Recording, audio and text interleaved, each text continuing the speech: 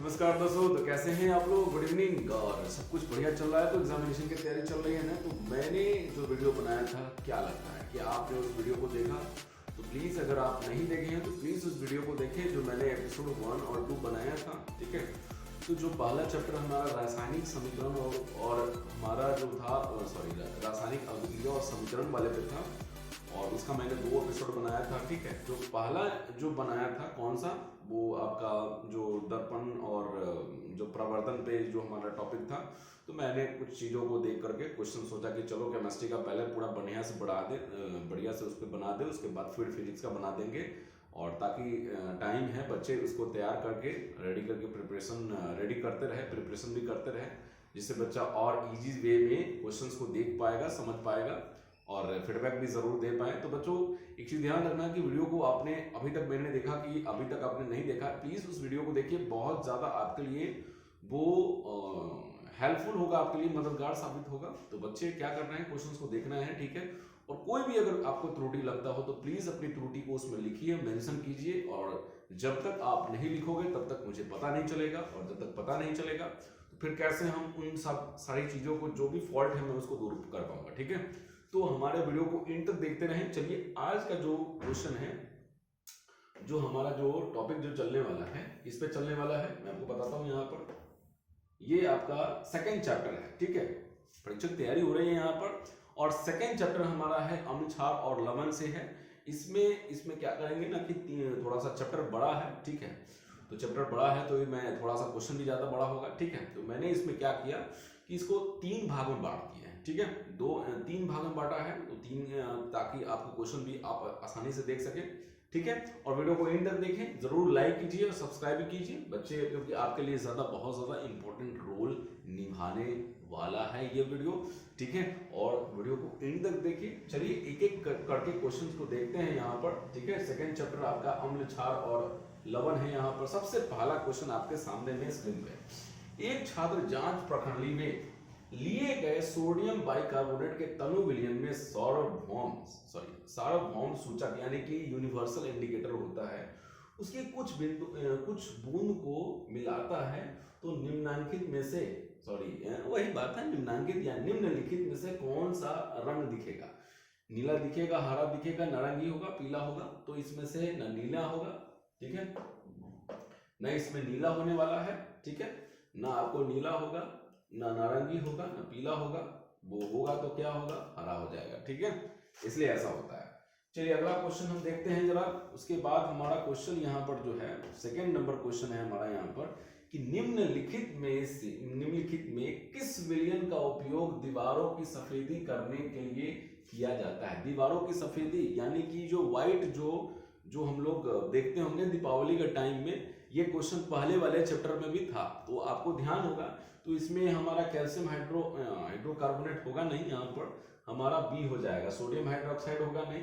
ठीक है, तो हमारा कौन सा होगा? कैल्शियम हाइड्रोक्साइड हो जाएगा। कौन सा हो जाएगा यहाँ पर? कैल्शियम हाइड्रोक्साइड हो जाएगा। कौन हो जाएगा? कैल्शियम हाइड्रोक्साइड हो जाएगा। ठीक है, अगला क्वेश्चन देखते हैं। यहाँ पे तीसरा क्वेश्चन आपके स्क्रीन पे है। तो तीसरा क्वेश्चन आपके स्क्रीन पे क्या है? ठीक है, चलिए तीसरा क्वेश्चन है कि कोई विलयन नीले लिटमस पत्र को लाल कर देता है, तो बताइए इसका पीएच वैल्यू क्या होगा?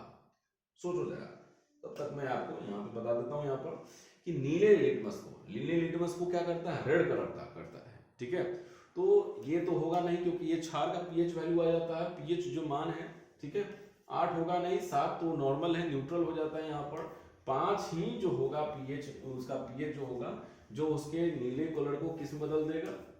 लाल कलर में। ठीक है, चलिए अगला क्वेश्चन जरा देखते हैं। इसमें अगला क्वेश्चन ये रहा आपके स्क्रीन पे। ठीक है, चलिए अगला क्वेश्चन है हमारा यहाँ पर। अब इसमें है कि लवण जो है ना, 1 मिनट रुकिएगा, इसमें थोड़ा सा इसमें चेंज करेंगे, ये स्क्रीन पर ही रह गया था। थोड़ा सा मैं इसको डाउन करता हूं ताकि आप इसको देख पाए। ठीक है, चलिए तो देख पा रहे हैं यहाँ पे। चौथा नंबर क्वेश्चन है, इसमें है कि लवण Na2CO3 का जलीय विलयन पीएच वैल्यू क्या होगा? तो तो सोडियम कार्बोनेट हो गया, जो एक तरह का आपको क्या हो जाएगा, एक बेस की प्रॉपर्टी वाला है, यानी कि क्षार की प्रॉपर्टी वाला है। यानी कि कौन सा हो जाएगा, सोचो कौन सा हो जाएगा। इसमें हो जाएगा, 7 होगा नहीं, क्योंकि ये एक हो जाता है समान, मतलब नॉर्मल हो जाता है, ठीक है, तो उदासीन हो जाता है, और 7 से कम होने वाला है नहीं, इनमें से कोई होगा नहीं। इनमें से होगा कौन, तो होगा 7 से अधिक वाला होगा, क्योंकि सोडियम कार्बोनेट है, क्षार बनाता है वहां पर, क्षारीय लवण वहां पर है, इसलिए वहां पर क्या हो जाएगा, यहाँ 7 से अधिक वाला हो जाएगा, ठीक है। चलो अगला क्वेश्चन हमारा यहाँ पर हो जाता है, 5वां नंबर क्वेश्चन है हमारा यहाँ पर। तो 5th नंबर क्वेश्चन में हमारा क्या है कि ऑक्जेलिक अम्ल का प्राकृतिक स्रोत निम्नलिखित में से कौन है, ठीक है, कौन यहाँ पर है इसमें से जो होगा आपको, इसमें संतरा नहीं होने वाला है, टमाटर हो जाएगा, सिरका नहीं होगा, इमली नहीं होगा, ठीक है। तो इमली में ऐसे टोटोरिक एसिड होता है, ठीक है, और इमली का T4 टैमरिन, T4 टोटोरिक एसिड हो गया, सिरका आपको उसमें हो जाता है आपको एसिटिक एसिड हो जाता है, संतरा उसमें जो हो जाता है आपका ना वो आपको सिट्रिक फ्रूट्स है, इसलिए टमाटर हो जाएगा, राइट आंसर हो जाएगा, ठीक है। चलिए अगला क्वेश्चन यहाँ पर है। उसके बाद 6 नंबर क्वेश्चन में क्या है, आपको निम्नलिखित में कौन सा आयन लाल लिटमस को विलयन को नीला कर सकता है, ठीक है।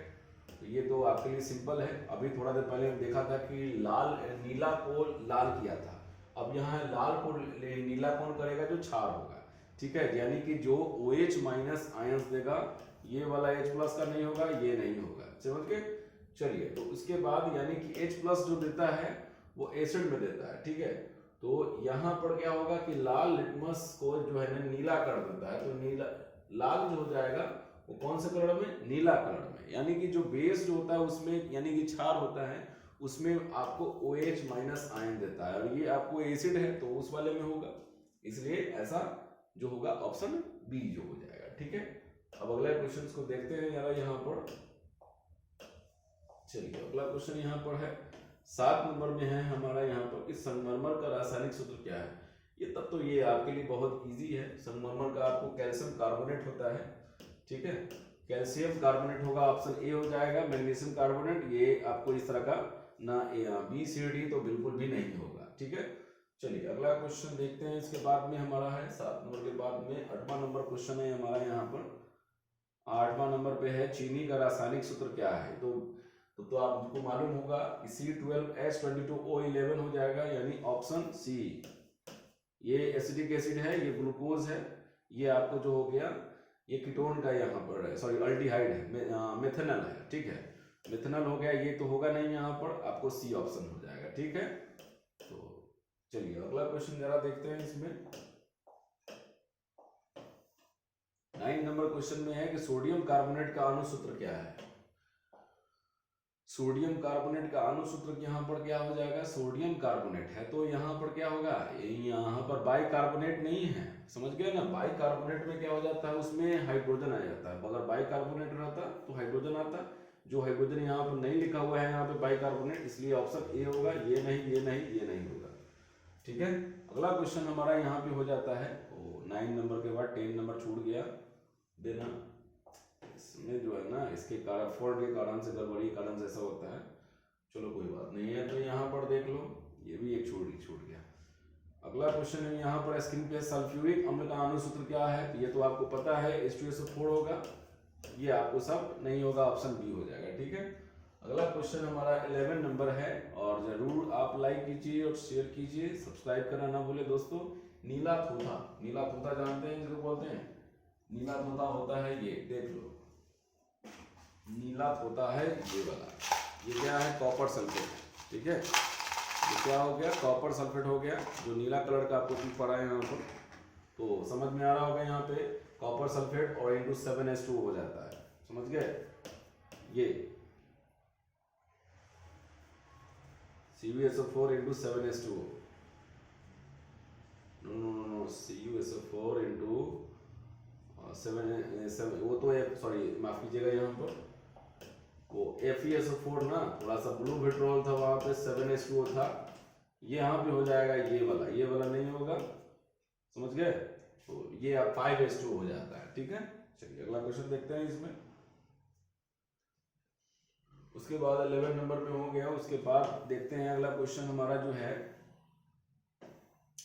12 नंबर है यहाँ पर। बेकिंग जो हो गया आपको, बेकिंग पाउडर का भी सूत्र, तो बेकिंग पाउडर जो होता है वो आपका क्या होता है यहाँ पर सोडियम हाइड्रोजन कार्बोनेट होगा, ठीक है। तो बेकिंग पाउडर वो हो गया, यानी कि ऑप्शन हो जाएगा यहाँ पर सी, है ना, सोडियम कार्बोनेट नहीं होता है यहाँ पे, ऑप्शन सी हो जाएगा। चलो अगला क्वेश्चन देखते हैं इसके बाद में। 13 नंबर क्वेश्चन है, यहाँ है खड़िया का रासायनिक सूत्र क्या है।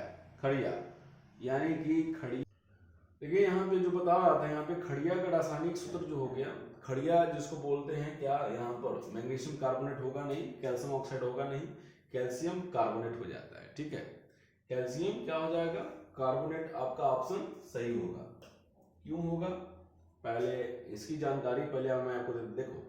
खैर खड़िया यहाँ पे बोलने का मतलब हो जाता है, इसको बोलते हैं क्या, खड़िया का मतलब चौक हो जाता है, ठीक है। जो चौक में देखते होंगे, जो इस्तेमाल होता होगा, उसको क्या बोलते हैं, खड़िया बोलते हैं। क्या बोलते हैं, चलो ठीक है। तो ये हो गया आपको खड़िया हो गया, जो देख रहा था स्क्रीन में चल रहा है कि नहीं, क्योंकि बार बार जो है ना इस तरह का इशू आ जाता है, टेक्निकल इशू हो जाता है, जिसके कारण से ऐसी समस्या देखने को मिल जाता है, ठीक है। चलिए अगला क्वेश्चन यहाँ पे देखते हैं, देखते हैं क्वेश्चन को। 14 नंबर क्वेश्चन है, ग्लूकोज का रासायनिक सूत्र क्या हो जाएगा, आपका हो जाएगा C6H12O6 हो जाएगा, यानी ऑप्शन बी हो जाएगा, ठीक है। वो आपको इथेनॉल का है, यहाँ पर है, ये आपको होगा नहीं, ये आपको होगा नहीं, ठीक है। बेंजीन है और ये आपको कीटोन से अटैच करके रखा हुआ है, तो ये होगा नहीं, यहाँ पर ऑप्शन बी हो जाएगा, ठीक है। चलिए अगला क्वेश्चन यहाँ पर देखते हैं। तो अगला क्वेश्चन भी देखने के लिए इसको नीचे करना होगा। 15 नंबर हो गया यहाँ पर, हम 14 नंबर क्वेश्चन देख रहे थे, अब है 15 नंबर क्वेश्चन यहाँ पर। तो 15 नंबर क्वेश्चन में क्या आपको है यहाँ पर कि निम्नलिखित में से लवण कौन है, तो कौन हो जाएगा यहाँ पर, यहाँ पर लवण जो होगा ये नहीं होगा, ये आपको नहीं है, हाइड्रोक्लोरिक एसिड है, ये सोडियम हाइड्रोक्साइड क्षार है, ये आपको हो जाएगा। आपको अमोनियम हाइड्रोक्साइड भी नहीं है, यानी कि सी ऑप्शन हो जाएगा इसका राइट आंसर। उसके बाद 16 नंबर क्वेश्चन में क्या है कि अम्लीय विलयन का पीएच, अम्लीय मतलब समझते हो ना, ये 7 जो है आपको जो दे रखा हुआ है वो आपको न्यूट्रल का है, ठीक है, वो क्या है, न्यूट्रल है। और 7 से अधिक वाला क्षार हो जाएगा, 7 से अधिक वाला, 7 से कम वाला क्या हो जाएगा, वो अम्लीय विलयन का हो जाएगा, समझ गए। चलिए अगला क्वेश्चन यहाँ पे देखते हैं इसके बाद में। 17 नंबर क्वेश्चन यहाँ पर है कि उदासीन जल का पीएच मान क्या हो जाएगा। उदासीन का मतलब जो मैंने आपको नॉर्मल की बात जो बोल रहा था ना, वही होता है 7 नंबर का ऑप्शन, है ना। ये नहीं होगा, ये नहीं होगा, ये एसिड की बात करता है, यानी कि अम्ल की बात करता है, और ये जो हो जाता है 7 से 18 तक तो होता नहीं है भैया, तो कैंसिल करो इसको, ठीक है। चलो अगला क्वेश्चन जरा देखते हैं इसके बाद में, हमारा हो गया यहाँ पर, निम्नलिखित में से पीएच का कौन सा मान क्षारक विलयन का मान देता है। तो अभी मैंने आपको बताया कि 7 से ऊपर का जो होगा ना, 7 से ऊपर का यानी पीएच वैल्यू बढ़ जाएगा, ठीक है। पीएच का मान बढ़ने पर जो होगा ना यहाँ पर, ये ऑप्शन यहाँ पर 13 जो हो जाएगा वो क्षारक का विलयन होता है, ये नहीं होगा क्योंकि इससे ज्यादा मोर जो अम्लीय है ये है, उससे कम है ये, और ये तो हो गया आपको उदासीन हो गया, जो आपको समझ में आ चुका होगा। चलिए अगला क्वेश्चन ये यहाँ पे हमारा है, ये 19 नंबर है, दूध से दही बनने में निम्नांकित में कौन सी प्रक्रिया है।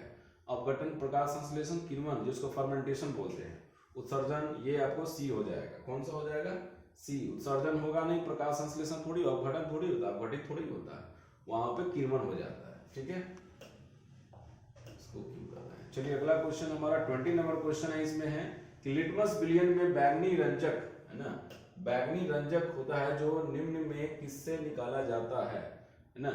वो देखो यहाँ पे लिटमस है, यानी लिटमस जब बनता है ना उस समय तो एक लाइकेन होता है यहाँ पर, जो यहाँ पे आपको बता रहा है, उसी से इसको बैगनी रंजक निकाला जाता है, समझ गए। और ये लाल पत्ता गोभी थोड़ी होगा, हल्दी थोड़ी होगा, ये पेटुनिया फूल थोड़ी होता है, लाइकेन होता है, एक प्लांट होता है जिससे उस बैगनी रंजक को प्राप्त किया जाता है, ठीक है। चलिए तो 20 नंबर के बाद में यहाँ पर देख लो, जल्दी से लाइक और सब्सक्राइब जरूर ठोको जल्दी से यार। सोडियम कार्बोनेट के जलीय घोल में मिथाइल ऑरेंज को घोल मिलाने पर कैसा होता है रंग परिवर्तन, पीला हो जाएगा। कौन सा कलर हो जाएगा, पीला होगा, समझ गए। यानी कि ऑप्शन हो जाएगा ए हो जाएगा, बी नहीं होगा, सी नहीं होगा, डी नहीं होगा, वो हो जाता है येलो, ये लो, ठीक है। जब करना रहता है तो नहीं होता है। चलिए उसके बाद में यहाँ पर हो गया 22 नंबर हो गया, तो किसी कोलाइडी विलयन में, ठीक है,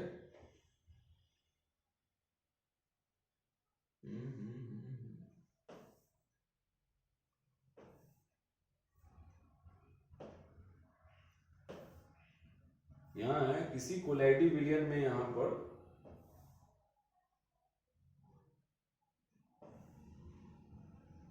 ठीक है, किसी कोलाइडी विलयन में निलंबित कणों से प्रकाश के प्रकीर्णन को कहा जाता है। क्या कहा जाएगा? जो प्रकाश के प्रकीर्णन होगा वहां पर, तो उसको क्या बोला जाएगा? जो जानते होंगे, जो टिंडल इफेक्ट होता होगा, मैंने एक शॉर्ट्स बनाया था, ठीक है, मैंने एक शॉर्ट्स बनाया था जो आप लोगों ने देखा होगा कि लाइट जो है ना स्कैटर कर रहा है, उसको जो है ना फैला रहा है, समझ गए? तो उसी इफेक्ट को, उसी प्रभाव को बोलते हैं टिंडल प्रभाव बोलते हैं, समझ गए ना? जैसे सुबह के समय में आप जब देखते होंगे कि ठंडे का मौसम था तो लाइट वहां से क्या हो रहा था, आ रहा था, लेकिन इतने ज्यादा कोहरा घना था जिसके कारण से क्या हो रहा था ना कि लाइट वहां पे फैला हुआ दिख रहा था व्हाइट कलर में, है ना? तो वो हो गया। कभी कभी आसमान आपको व्हाइट कलर पूरा लगता था, उजला हो गया, कभी धूप में, कभी गर्मी के मौसम में देखते होइएगा कि पूरा पूरा पीला हो गया बरसात के मौसम में, तो वही हो जाता है। उसी इफेक्ट को बोलते हैं टिंडल प्रभाव बोलते हैं, ठीक है? टिंडल नहीं, वायुमंडलीय प्रभाव नहीं, क्विंटल प्रभाव नहीं, ऑप्शन सी हो जाता है, ठीक है?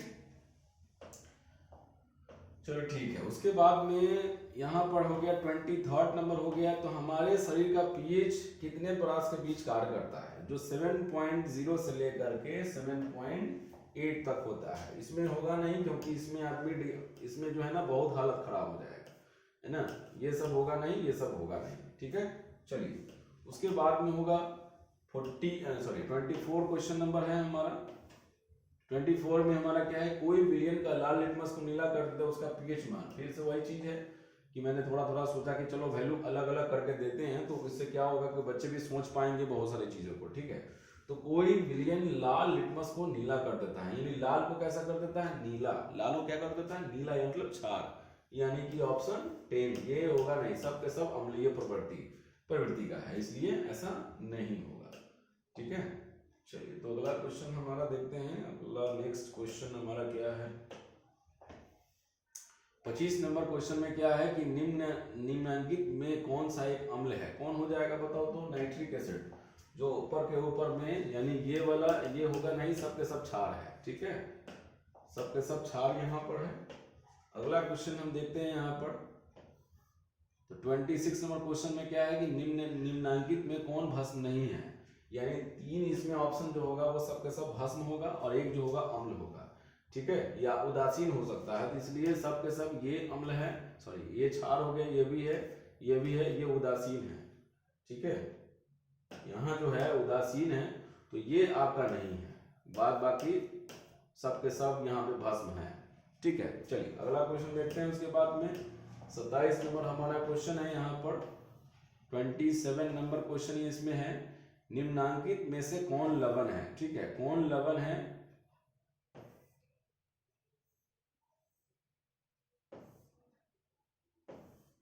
इसको थोड़ा ऊपर करने में क्या जाता है? चलो, क्वेश्चन दिख पा रहा होगा, फोकस करते हैं इस पे। लवण कौन है इसमें? HCl है नहीं, क्योंकि ये अम्ल है। NaCl क्या है? NaCl आपका क्या हो जाएगा? उसको जोड़ते हैं सोडियम हाइड्रोक्साइड, ये आपको क्षार है, ये भी क्षार है, और ये लवण है NaCl, यानी ऑप्शन बी हो जाएगा, ठीक है? चलिए, अगला क्वेश्चन देखते हैं। 28 नंबर हमारा क्वेश्चन है। इसके बाद में 28 नंबर में हम क्वेश्चन देखते हैं। यहाँ है क्वेश्चन में कि निम्नांकित में किनमें अम्ल के गुण नहीं होते? किनमें अम्ल के गुण, अम्ल मतलब समझते हो ना, अम्ल जो खट्टा होता है, ठीक है? अम्ल के गुण नहीं होते हैं, यानी जो लाल को, यानी इससे पहले देखा था ना, जितना लाल पीला जो हरा ब्लू जो भी कर रहा था वो आपको पता चल गया होगा। तो अम्ल के गुण नहीं होता, यानी क्षार वाले में क्या करता है ना कि लाल को नीला कर देता है, तो ये क्षार का है। जिनका स्वाद खट्टा होता है, तो ये तो आपको किसका है? अम्ल के गुण है। किसके? अम्ल के गुण है। तो अब इसके बाद देखना, जो धातु से अभिक्रिया करते हैं, धातु से अभिक्रिया तो सब करते हैं इसमें है, ठीक है? तो धातु से अभिक्रिया कौन करेंगे? वो इसमें वहां पर अम्ल जो होता है वो अम्ल भी करता है, तो क्षार से अभिक्रिया करते हैं तो वो भी करता है। तो यहाँ अम्ल के गुण नहीं होते, ठीक है? तो यहाँ पर जो है ना BCD, इसको छोड़ करके ये सब नहीं होगा, लेकिन ये होगा। क्यों? ये क्षार को बता रहा है। किसको बता रहा है? क्षार के प्रॉपर्टी को बता रहा है, क्योंकि नीला करने की बात है, तो नीला करने की बात तो समझ में आ गया ना। तो इसी बात पे जल्दी से जल्दी सब्सक्राइब करो और लाइक करो और जरूर कमेंट अपना जो है ना जरूर अपना फीडबैक दे दोस्त, ताकि मैं उस पर और अच्छा से काम कर सके। 29 नंबर हमारा क्वेश्चन यहाँ पर है ना। 29 नंबर क्वेश्चन में क्या है कि जल में घुलनशील भस्म क्या कहलाते हैं। घुलनशील भस्म यानी क्या कहलाएगा, क्षार कहलाएगा। अब वहां पे जाकर रुक गया, कलर ही वैसा हो गया तो हम क्या कर सकते हैं, इसलिए यहाँ पर क्या हो जाएगा, अम्ल होगा नहीं, लवण होगा, इनमें से कोई नहीं। कौन हो जाएगा ऑप्शन, ऑप्शन हो जाएगा आपको यहाँ पर कौन, तो ये क्षार। समझ गए। चलिए, तो यानी कि कुछ भस्म जो होते हैं ना, सबको भस्म नहीं बोल सकते हैं, सॉरी सबको क्षार नहीं बोल सकते, जो जल में घुलने वाले होते हैं। जैसे कुछ एग्जांपल जैसे है ना, KOH है, ये अच्छी तरह से इसमें घुल जाता है। उसके बाद होता है NaOH जो है, ये भी आसानी से आपको घुलनशील है, तो इन सबको आप क्षार बोल सकते हैं, इसमें बोलने में कोई तुक नहीं है। तो अब उसके बाद है 39 नंबर देखते हैं। इसके बाद में 39 नंबर क्या है, कार्बन डाइऑक्साइड जल से अभिक्रिया करके, चलिए आपको अभिक्रिया करवाते हैं यहाँ पर। तो CO2 प्लस H2O हो गया, ठीक है। तो यहाँ पर जब यहाँ पे जब रासायनिक अभिक्रिया हुआ, O2 है, यहाँ O है, तो H2 तो रहेगा ही, C तो रहेगा ही। यहाँ पर क्या बना लिया, ये कार्बोनिक अम्ल है, ये सब होगा नहीं, कार्बोनिक थोड़ी होता है, सल्फ्यूरस थोड़ी हो जाएगा, ठीक है। इसलिए ध्यान देने की जरूरत है। सल्फ्यूरस और इसका हो जाता है H2SO3, और इस वाले का है थोड़ा सा चेंज है, O4O3, sulphurous O3 sulphuric O4, है ना, कार्बोनिक R नहीं होता है वहां पर, ठीक है। तो इसलिए दोनों का सेम सेम थोड़ा सा मिल रहा था, मैंने इसलिए आपको वहां पर बताया। अगला क्वेश्चन देखते हैं यहाँ पर 30 के बाद में 31 नंबर, एसिटिक अम्ल दुर्बल अम्ल है क्योंकि ये इसका जलीय वेग अम्लीय होता है। नहीं, ऐसा नहीं है, यह पूर्णतः आयनित होता है। गलत, ये आंशिक रूप से आयनित होता है, सही बात है। ये आयनित आंशिक रूप से, पार्शियल रूप से इसमें होता है, यानी कि जाकर कुछ ही भाग, यानी दुर्बल अम्ल उसको बोलते हैं ना जो इसमें H+ जो होता है ना, वो कम मात्रा में प्रदान करे, ठीक है। कम मात्रा में उसमें क्या हो जाए, कम मात्रा में उसमें दिखाई, मतलब मालूम चले, ये होता है। और जिसमें ज्यादा होगा H+ जो ज्यादा मिलेगा उसमें, ठीक है, यानी कि जितना ज्यादा उसमें H+ का आयंस मिलता है, उतना रूप से वो पूर्णतः वो आयनित हो जाता है, ठीक है। तो ये वाला तो होगा नहीं, दुर्बल अम्ल है, तो इसमें ये होगा, इसलिए ये नहीं होगा, और फिर ये नहीं होगा, ठीक है। चलिए अगला क्वेश्चन हम देखते हैं। इसके बाद में 31 हो गया। अब 32 जरा देखते हैं। निम्नांकित में कौन प्रबल भस्म है। प्रबल यानी कि जो स्ट्रॉन्ग, तो देखो इसमें जो जल्दी से डिसॉल्व कर जाए, तो जल्दी से ही आपको ये डिसॉल्व होगा, यानी कि घुलनशील हो जाएगा, ये नहीं होगा, ये नहीं होगा, ये नहीं होगा, बी हो जाएगा ऑप्शन, ठीक है। अगला क्वेश्चन हमारा यहाँ पर है, अगला क्वेश्चन है कि निम्नलिखित, ठीक ना, तो निम्नलिखित है किस लवण में रवा जल नहीं रहता।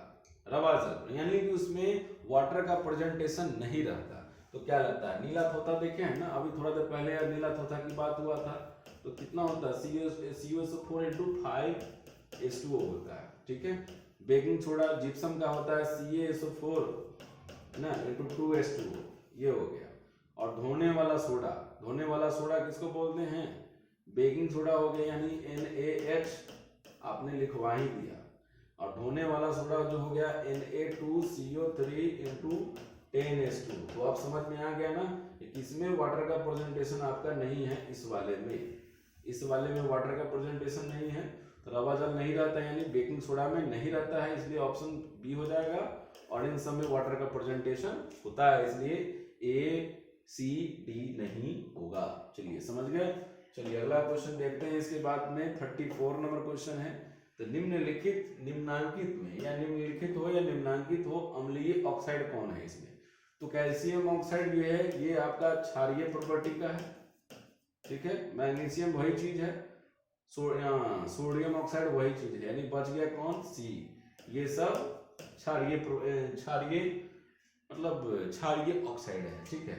सल्फर है, SO2 हो गया। कैसे बोलिएगा, कैसे, आप सल्फर को डाल दीजिए किसमें, H2O में, तो क्या बनाएगा, H2SO3, है ना, सल्फ्यूरस अम्ल, है ना। अभी थोड़ा देर पहले देखा था सल्फ्यूरस, तो याद मालूम चल गया ना कि सल्फर डाइऑक्साइड कौन सा है, अम्लीय है यहाँ पर, ठीक है, तो समझ गए। चलिए अगला देखते हैं क्वेश्चन के बाद में 35 नंबर हमारा क्वेश्चन यहाँ पर हो गया 35।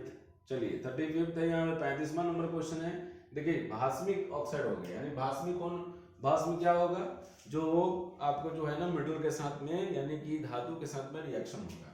इसमें कौन कौन हो जाएगा, CO2 ना होगा, ये हो जाएगा, है ना।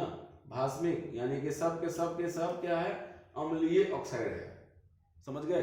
यानी CO2 SO2 P2O5 ये सब के सब क्या है, आपको अम्लीय है, इसलिए ये सब नहीं होगा, ऑप्शन बी हो जाएगा। ठीक, चलो अगला क्वेश्चन है, इसलिए ध्यान से आप क्वेश्चन को देखते रहिए।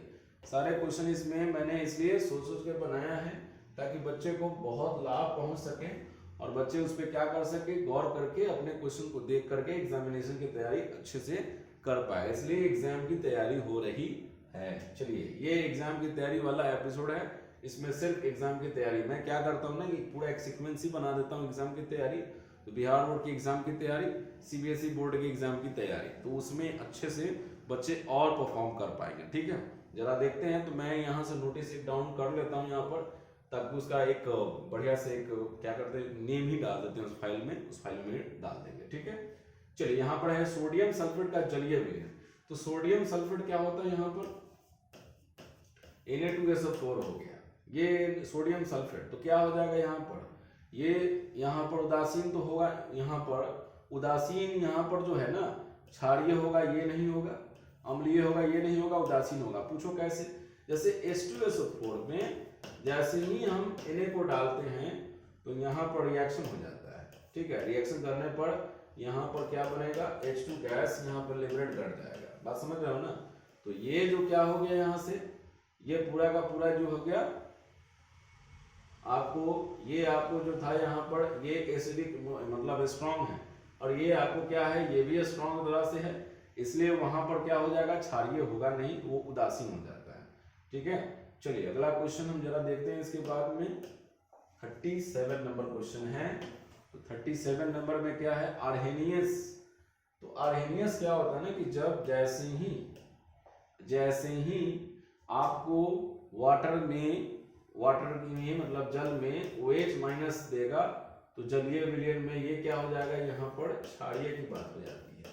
तो आप समझ में आ गया होगा कि H+ जैसे ही देगा तो ये आपको किसका, अम्ल की बात बताएगा, यानी कौन सा हो जाएगा, H+ आयंस बढ़ाता है। ठीक है, यानी कि और सब क्या हो जाएगा, गलत हो जाएगा। ठीक है, अब इसी में आपको उल्टा रहता, क्षारीय उल्टा रहता, तो समझ गया कि आपको कौन ऑप्शन को सिलेक्ट करते हैं। देखिए अब यहाँ पर है 38 नंबर में, निम्नलिखित में किस अवस्था में एसिटिक अम्ल विद्युत का संचालन करता है, किस स्टेट में, किस अवस्था में एसिटिक, यानी कि टोल्यूइन के विलयन में, जल के विलयन में, केरोसिन में। बिल्कुल गलत, इन सब में वो रिएक्ट ही नहीं कर सकता है। ठीक है, टोल्यूइन विलयन में नहीं होगा, जल के विलयन में होगा, इनमें से ये सब, यानी आपका कौन सा ऑप्शन सही हो जाएगा, बी ऑप्शन सही होगा। ठीक है, चलिए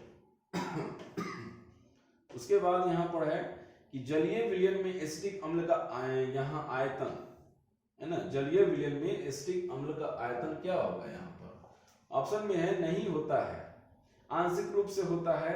सही बात है, आंशिक रूप से ही होगा, उसमें जल का उसमें आयतन कम मात्रा में न होगा एसिडिक का, क्योंकि ये जो है ना दुर्बल अम्ल है, इसलिए ऐसा होता है। ठीक है, चलिए अगला क्वेश्चन देखते हैं। यानी कि ये सब हमारा बिल्कुल ही नहीं होने वाला है, प्रेजेंट रहेगा तो आयतन तो रहेगा ना, थोड़ा सा आपको आयतन का मैटर दे दिया तो आप हो सकता है कि आप उसमें भूल न जाए, ध्यान देना छोड़ दे। देखो अब अगला क्वेश्चन है हमारा इस पर, इसमें क्या है कि सोडियम हाइड्रोक्साइड का 10 ml HCl के 8 ml विलयन से उदासीन होता है। तो यहाँ पर क्या किया, देख लो कि 10 का कितना लिया है, 20, तो 8 का कितना लेगा, यहाँ पर HCl का डबल कर दिया, यानी कि 16 हो गया। समझ गए, ऑप्शन यहाँ पर डी हो जाएगा। समझ गए, तो इस तरह से ढेर सारे जो मैंने आपको 40 क्वेश्चन जो बनाए, यहाँ पर जो 40 क्वेश्चन आपको बनाए यहाँ पर, तो इस 40 क्वेश्चन में आप जरूर अपनी प्रतिक्रिया को दें कि कैसा आपको लगा, और क्वेश्चन अगर लगता है कि हाँ कि आपको पूरी तरह से समझ में आया होगा। अगर कोई त्रुटि रह गई होगी तो प्लीज़ अपने कमेंट में ज़रूर डालें, और अपने अगर कुछ चीज़ों को सुधार लगता है तो प्लीज़ अपनी सुधार अपनी प्रतिक्रिया में ज़रूर दें, जिससे मैं उस पर वर्क कर पाऊँ और आपको अच्छे तरह से नेक्स्ट वीडियो में और उसकी भरपाई कर पाऊँ। ठीक है, तो वीडियो को कैसा लगा ये आप ज़रूर मुझे भेजें और अपना फीडबैक ज़रूर दें, लाइक ज़रूर करें। वीडियो को इन तक देखने के लिए धन्यवाद। फिर मिलते हैं नेक्स्ट वीडियो में। इसका जो नेक्स्ट एपिसोड है इसका बनाएंगे और फिर आपके पास में ये परीक्षा की तैयारी के बेसिस पर विज्ञान की आपके पास पहुंचेगा, जिस पे आप उसके वीडियो को देख करके आप बहुत ही एनर्जेटिक होइएगा और एग्जाम में आपकी तैयारी अच्छी होगी। ठीक है, मैं चाहता हूँ जितना ज़्यादा आपको मैं दे पाऊँ उतना ज़्यादा आप अच्छे से एग्जाम की तैयारी कर पाएँ। तो बच्चों, इतनी ज़्यादा एनर्जी मैं ले करके तैयार कर रहा हूँ, तो एक छोटी सी रिक्वेस्ट हो जाती है कि आपका सब्सक्राइब और लाइक हमारे लिए बहुत ज़्यादा वैल्यूएबल है। तो प्लीज़ लाइक और सब्सक्राइब करें हमारे चैनल को, और तब तक वीडियो को देखते रहें और अच्छे रहें, स्वस्थ रहें, फिट रहें, फाइन रहें। जय हिंद दोस्तों, गुड नाइट, नमस्कार, वंदे मातरम।